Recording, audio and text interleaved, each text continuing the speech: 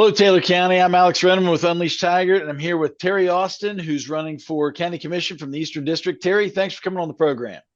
Hey, great. I'm glad to be here. Absolutely. Let's start a little bit about your background and what led you to ultimately running for the Taylor County Commission.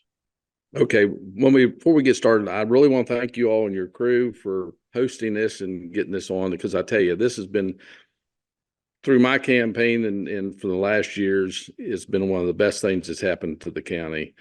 To inform people of the candidates that's running and get a face-to-face with them. It's really been helpful for them and helpful for the community. Thank you. I appreciate that. Well, how it come to be was back a few years ago, 2012, when I decided to run for sheriff. I kind of like to plan things out, and of course, I planned on winning the first election, which I didn't. But I come back and I was able to be successful, and my thoughts was, after I had my 8 years as sheriff, that I would run for county commission. Has nothing to do with the guys that's in there or anything at all. It's just part of my plan, and I think I have a lot to offer the county and in some of my plans for the county for the future, and that's the reason I'm here. Okay, that makes sense. So let's talk about what, from your perspective, what are the core responsibilities of a county commission, and how might you define success if you're able to win as a role of a commissioner? Well, the county commission, of course, is in charge of the funds that the county brings in, and to ensure that those funds are used in the proper way in the proper places, which requires a list of priorities. You know, we really need to have that priority list of things that benefits most of the county. Water, sewer, different things like that, gas. Being prepared for things to break down. They do not control the other offices other than their budget. The county commission does not control the assessor, the sheriff, or any of the other offices. That is up to that elected official. We're there to help them in anything they need within reason, and to make sure of their success, because anybody that gets in office, no matter whether you voted for them or not, we want them to be successful, and that's important to the growth of this county. I don't like everybody either, but I don't hinder their success, because that reflects back on all of us. Yep, far as being successful and doing things for the county, and when I come into office for sheriff, I come in for different reasons, and it was to change things, and that's what we did. I've had a lot of obstacles through my terms, and we've overcome them and grown, and I believe in putting 110% out. If I'm going to take your money, I'm going to give you the 100%, but that extra 10% is for me. I think every politician should go into office because they want to make their community better.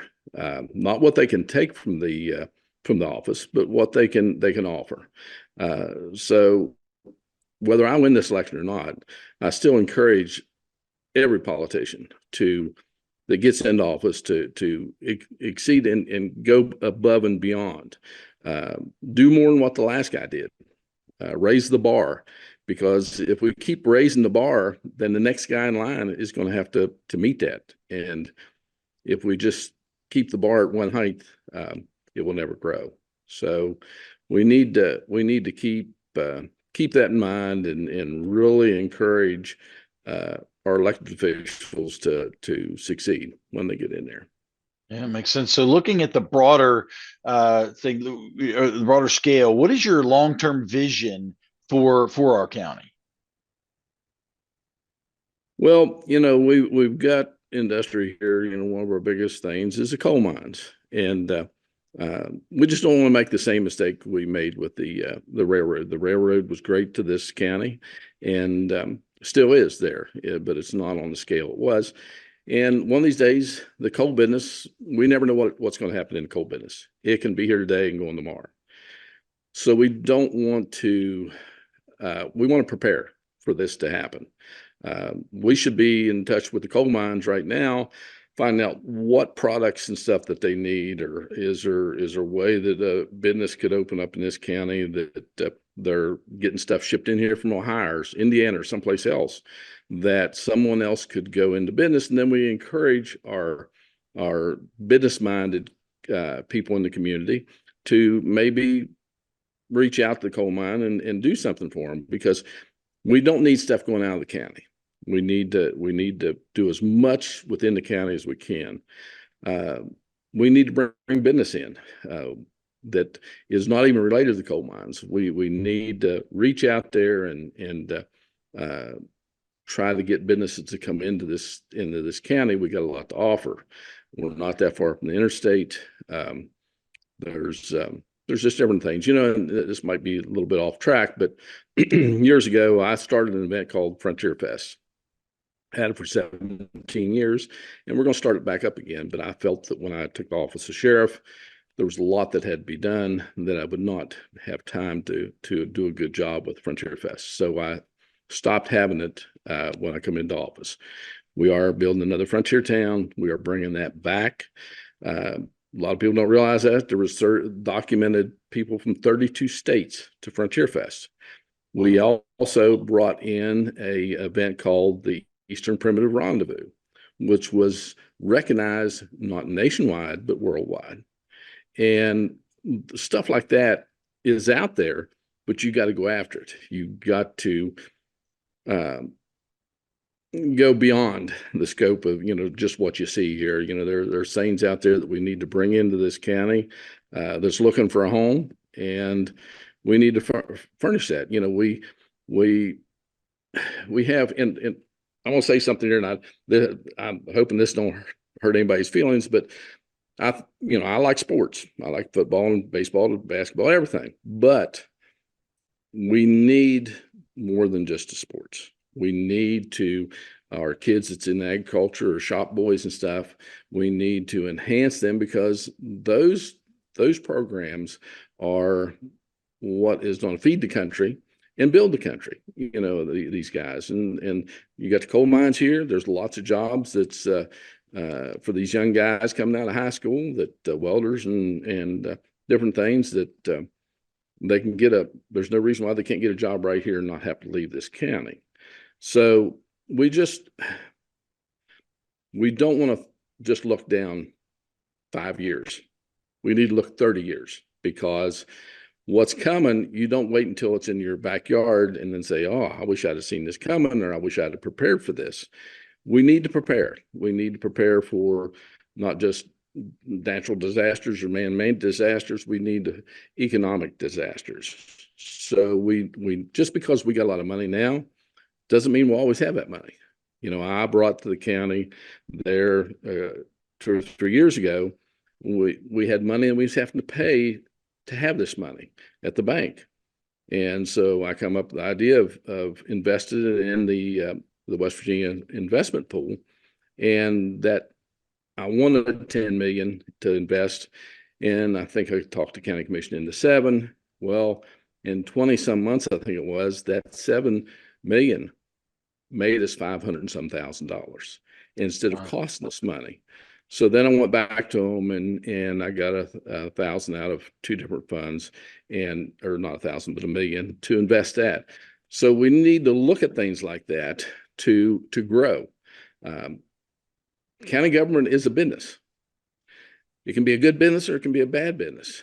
We've got to look at things to grow, because like I said, don't put all your eggs in one basket. Don't put all your eggs in the coal mine, because it is great now.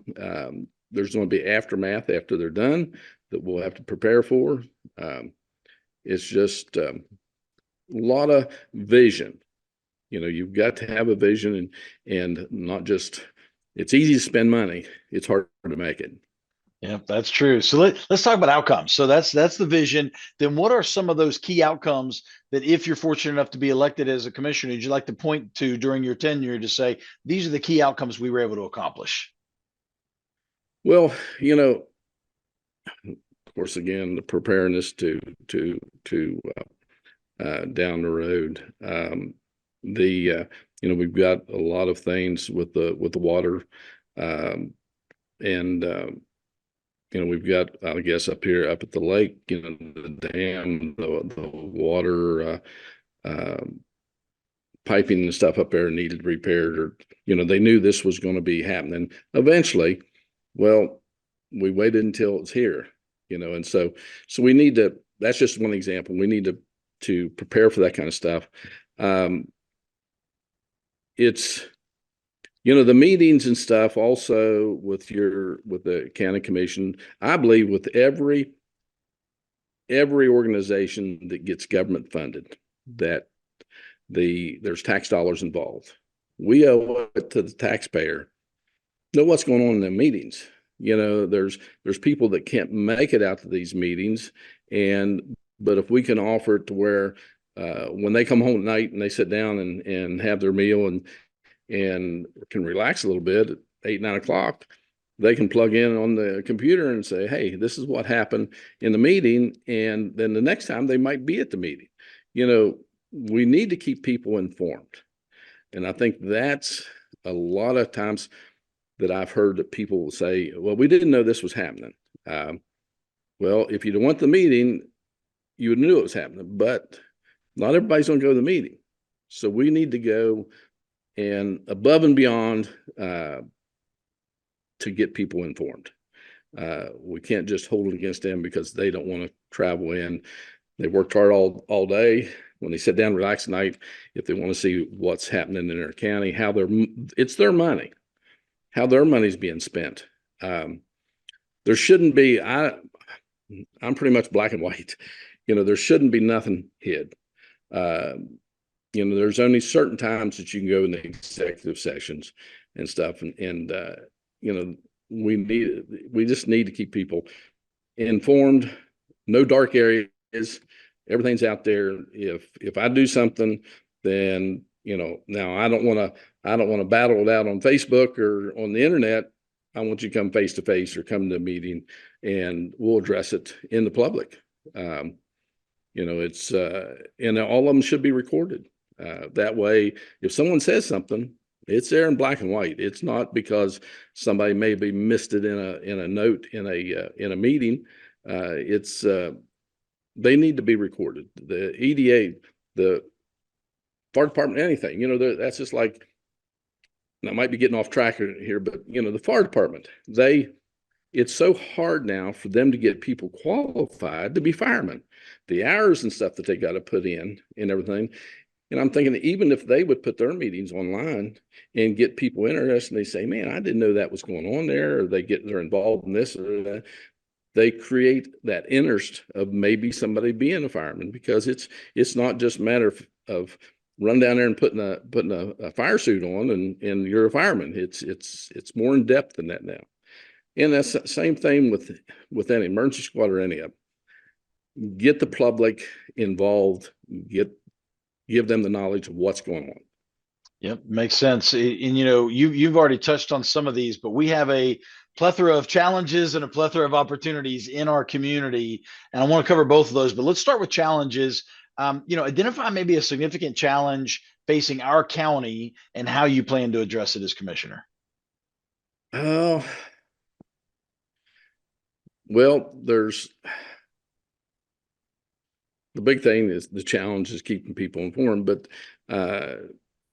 there's, water issues again, like I said, and I was wanting to kind of stay away from this, but we got the homeless people, and during my administration as sheriff, we've had to deal with some of these people. These are human beings. Some of them's made some mistakes. They're still human beings. And, I've had, hey, go over there and tear the stuff out and get rid of them. There's no reason why they can be there. And this, you got to be careful. We got to know what legally can do, what we can't do.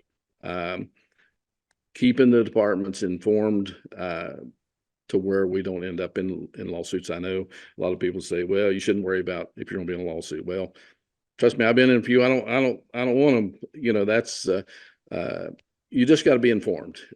We do need to take some steps there with the homeless people, and the homeless people. This is not new. You know, back when I was a police officer in the 70s, 80s, we had homeless people. There was usually more alcohol than drugs, and they didn't want nothing else other than just be free, and they lived under the buildings and stuff, and they was happy. That was their choice. People fed them. You know, they would go by people's house, people put them food and stuff out. We've gotten a little harder core, I think, to that because of the drug problem. But we've got to constantly try to get those people out of them situations. You know, I know that, you know, you don't want to spend your tax dollars, but a lot of times you can do things that doesn't cost money. And you've got church groups that has tried to help these people and stuff. But you've got to change their mindset. You've got to give them hope that there is something better than sleeping on the bridge. So there's going to have to be some programs and stuff that would be addressed that would focus on that to try to help these people. You're always going to have some. Yeah. You can't help everybody, but if you help one, that's important. You know, and that's where the drug problem. You know, if I am successful as a county commission, you know, I know what our department needs, and when I went into office, I went in to be hard on drugs, and that's what I did. And we had a lot of drug arrests, but no matter how many arrests I've done, I've had close to 80 some felony arrests, more than any other. Well, the sheriff's in the past 50 years has not done this much, and I'm not bragging, but I am. But it's not the rest that you do. It's the success of seeing people that gets out of the drug community, that gets into a job and straightens their life out. That's our reward as officers. You know, I tell my officers every meeting, we have a monthly meeting for the sheriff's department for them to complain or whatever they want to do, or if they need something, they can address it there. But I tell them all, and everybody that I hire, I never want to catch you getting pleasure out of somebody else's pain, because that's not what law enforcement there is for. We are there, yes, to enforce the law, but we also are there to try to improve our community and get people. Makes sense. So what about on the opportunity side then? So those are some of the challenges we're up against. What about a significant or a key opportunity you see that we can take advantage of, or maybe you could take advantage of as a commissioner for the county? Well, there's a lot of things out there that's in other locations that if we can solicit these people to come in here. You know, I tried to, I was a backup bidder on the motel. I hated to see the motel go. I thought for the development of this community, for this community to grow, that we needed to keep the motel. And I was a backup bidder on it. My vision was I was going to take 50 rooms and make them different states to where, so you'd have a Hawaii, you'd have a California, you'd have different rooms, just something different to bring people into that. And then we'd have a place for people to stay. Well, it's gone now, so I got to move on. But we need to try to get stuff back into the county that's not mine related, that will fill the void when the mines are gone. You know, we've got a beautiful state park up here that I feel that it needs to be taken a look at to draw more people into it. You know, they have the water park up there now, and they should be other things that would be related, or, you know, get the state park to make these convention centers and stuff at other state parks. We got a beautiful lake up here. There's no reason why we don't have one, you know, and to draw people into the community.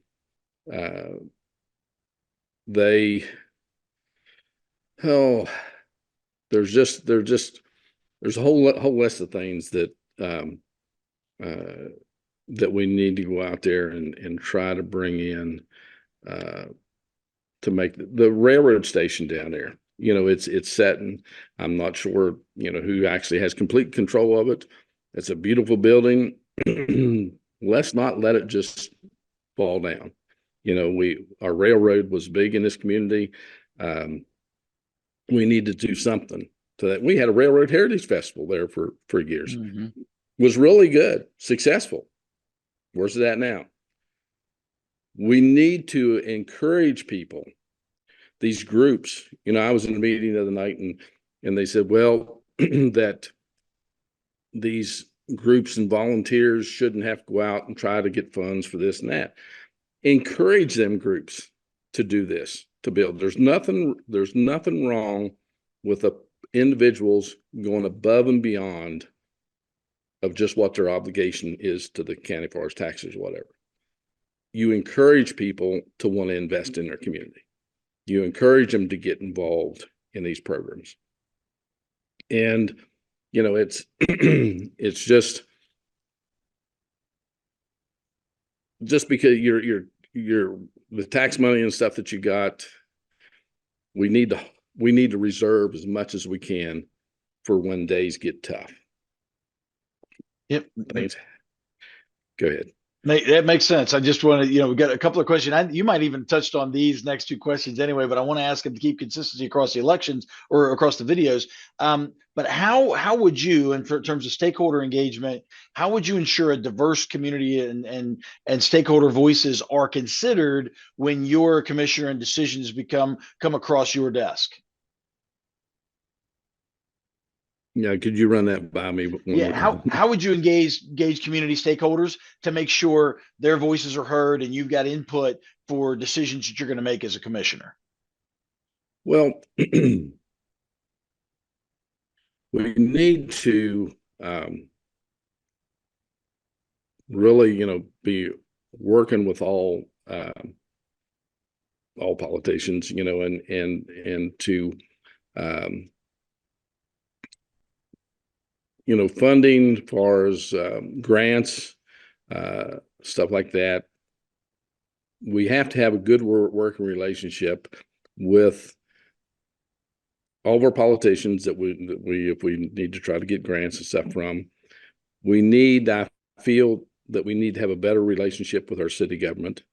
That,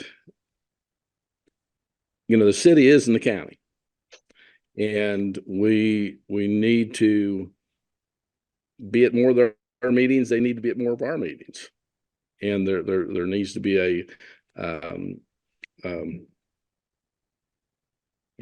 a better relationship there. And I think a lot you say, you know, about voices being heard when you have everything out in the open, your meetings. Everything is broadcasted, that nothing's being hid. You'll get more results. You'll get more notice, you know, because I know, say if one person comes down and complains at the county commission meeting, if that was broadcast, it's going to take and spark an interest in more people, and they're saying, hey, this person's right. We need to get behind them and encourage the county commission to do this stuff. I hate to hear, and I know this is done a lot, is a county commissioner saying, well, we'll table that and we'll look at it later.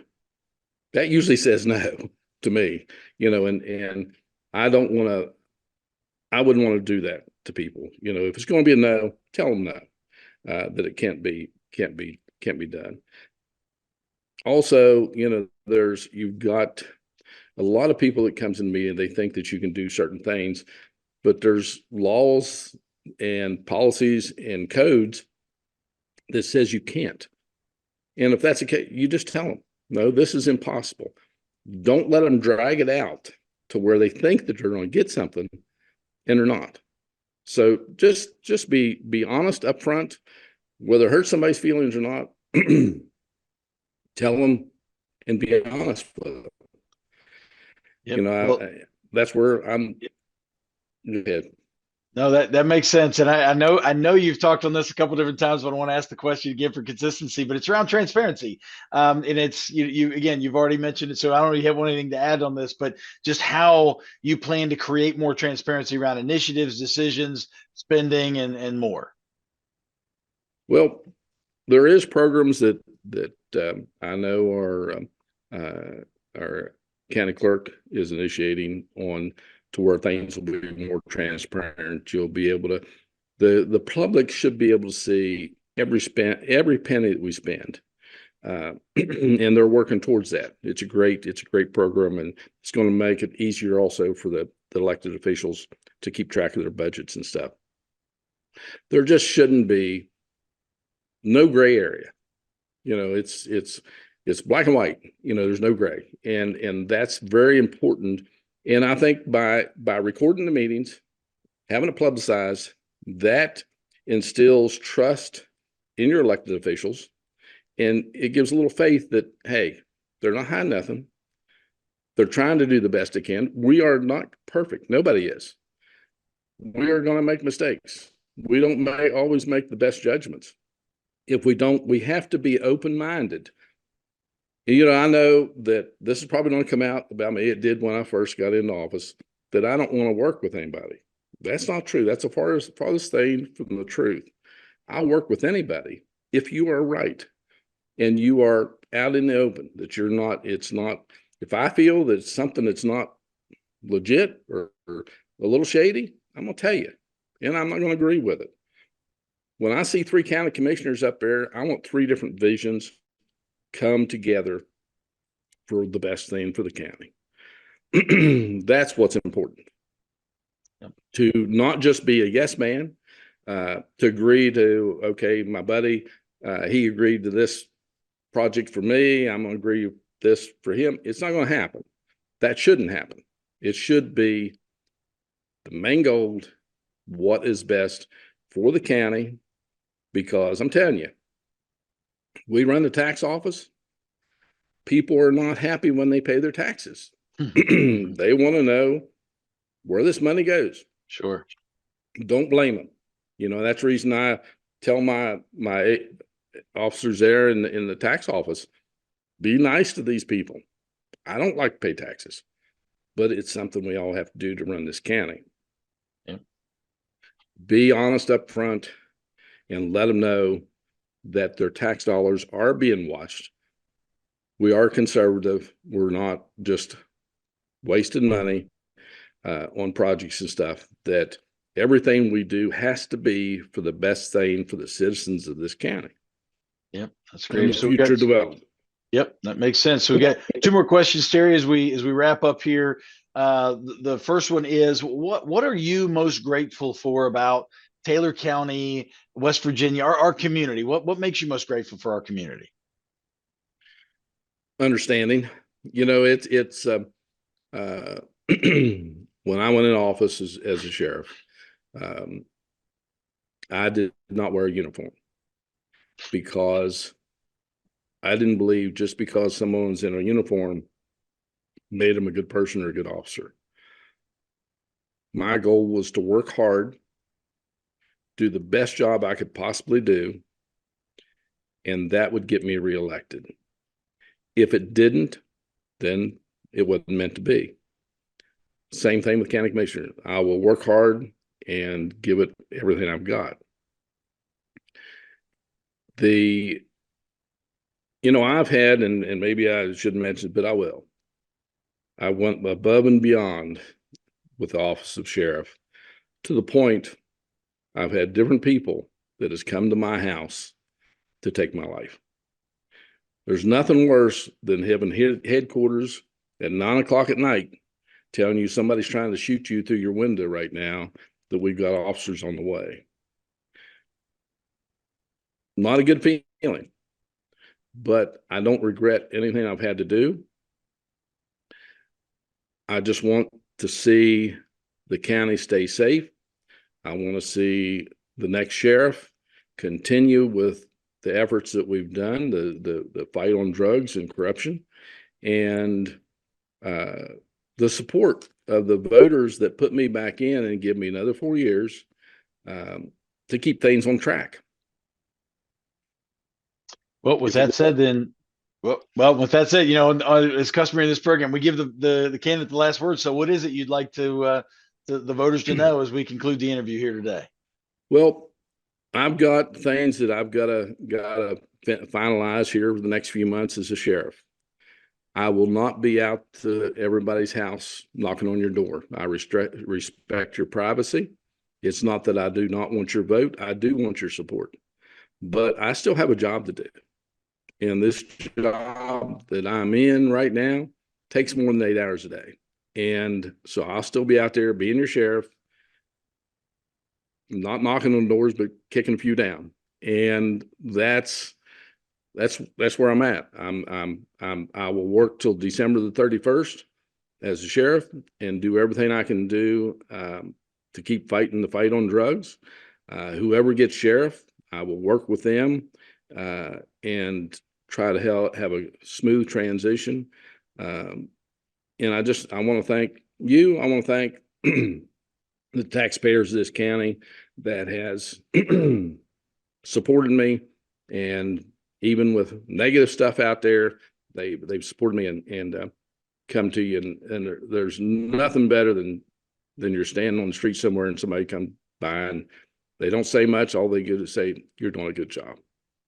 That means a lot. All right, Terry Austin, running for county commission here in Taylor County. Terry, thanks for coming on the program, and good luck with the election. Hey, thanks a lot. Thank you.